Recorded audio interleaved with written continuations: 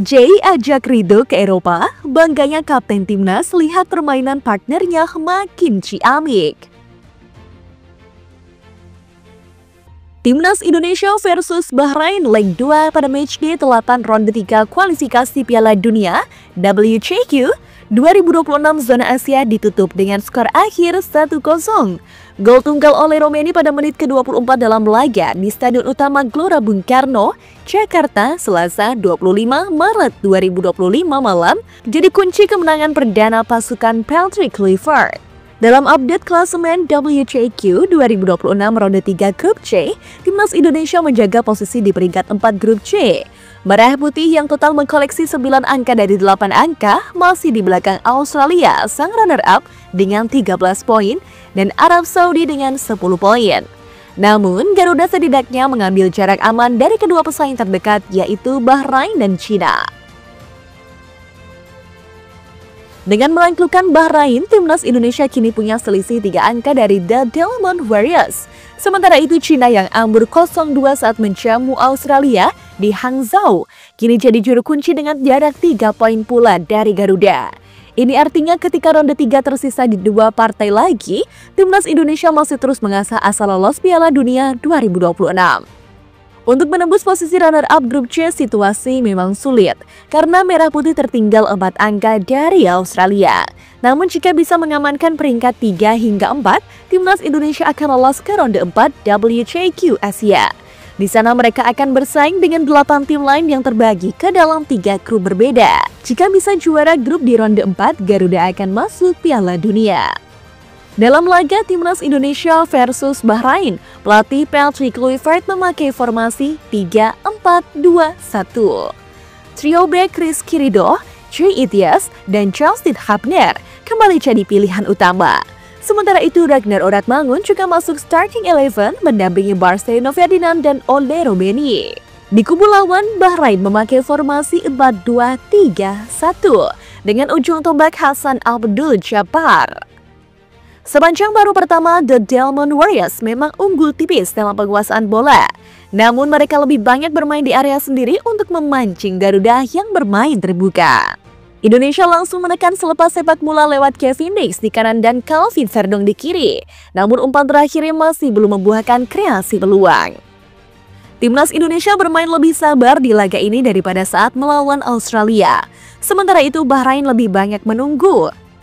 Menit ke-15, Tom Haye yang mengambil tendangan bebas dari sudut sulit membidik gawang Bahrain. Kiper Ibrahim Lutfallah harus melakukan penyelamatan. Tim besutan Patrick Kluivert unggul lebih dulu di menit ke-24 lewat gol yang dicetak oleh Romeni. Berawal dari umpan panjang Tom Haye kepada Marcelino Ferdinand, bola kemudian diteruskan kepada Ole Romeni. Dengan cepat penyerang asal Oxford United itu sukses mencocor bola dan menaklukkan kiper Bahrain, Ibrahim Lutfallah. Skor 1-0 untuk Indonesia.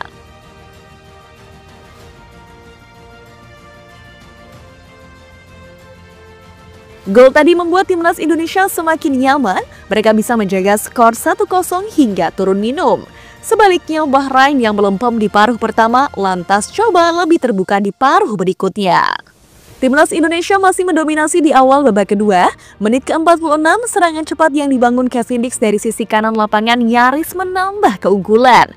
Sayang umpan terukurnya gagal dimaksimalkan Marcelino Ferdinand untuk menjebol gawang lawan. Beberapa menit berselang ganti Bahrain mengancam gawang Indonesia. Beruntung Rizky Ridho masih mampu menggagalkan kemelut di depan gawang Martin Pais. Momentum sebenarnya ada di tangan Timnas Indonesia untuk melebarkan jarak pada menit ke-67. Umpan cantik Ragnar Oratmangun diambil Marcelino Ferdinand ketika ia dalam posisi 2 versus 1 lawan Lutfallah. Namun Lino mengirim bola lengkung yang terlalu tinggi.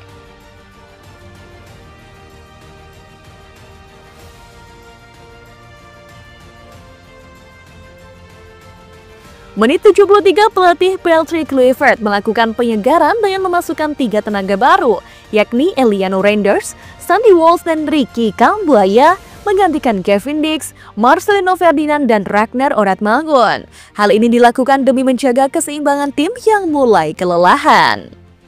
Hasilnya cukup apik, Eliano Randers nyaris mencatatkan namanya di papan skor. Sayang, ia gagal memaksimalkan umpan cerdik Ricky Kambuaya. Tendangannya malah melambung di atas gawang Bahrain. Pertahanan timnas Indonesia juga terbukti tangguh untuk menahan gempuran Bahrain, mulai dari sapuan Rizky Ridho yang apik hingga tackle bersih Chassin Hapner pada menit ke-79 ketika lawan berpeluang menembak. Kegigihan timnas Indonesia berlanjut hingga 4 menit tambahan. Skor akhir 1-0, Garuda meraih kemenangan keduanya di ronde 3. Dengan kemenangan ini, Patrick Kluivert menjawab kekhawatiran supporter akan tujuannya membawa Indonesia ke Piala Dunia setelah sebelumnya terbanyak Australia 5-1. Tak hanya mampu memberikan kemenangan, Patrick ternyata memberikan kesempatan kepada banyak pemain lokal untuk bermain dari Kambuaya, Ramadan Sananta, dan Rizky Ridho.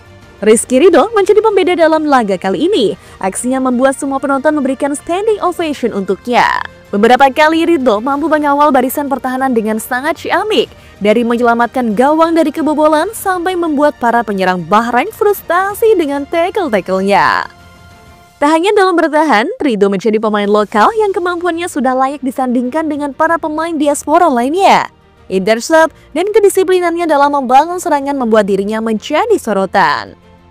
Rizky Ridho terus memperlihatkan performa yang mengesankan, baik saat membela klubnya, Persija Jakarta, maupun ketika mengenakan jersey timnas Indonesia. Lahir pada 21 November 2001, ia telah menerima banyak pujian berkat ketenangan dan kemampuan luar biasa dalam menjaga lini pertahanan timnya. Ia menjadi salah satu pilar utama yang tak tergantikan di jantung pertahanan. Sejak fase awal kualifikasi, Ridho tidak pernah absen dalam pertandingan, berkontribusi secara maksimal dalam 14 laga yang telah dilalui oleh timnas Indonesia. Dari jumlah tersebut, ia bermain penuh selama 90 menit dalam 10 pertandingan. Rizky Ridho, bek andalan Persija Jakarta dan timnas Indonesia, semakin santer dibicarakan terkait kemungkinan berkarir di luar negeri.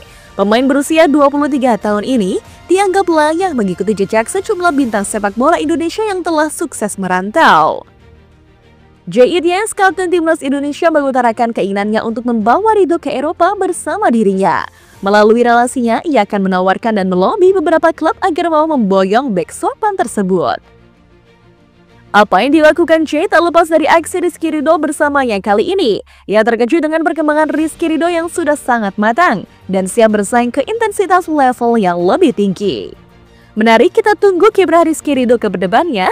Tentu banyak dukungan yang akan diberikan melihat aksinya yang sangat menawan pada laga melawan Bahrain.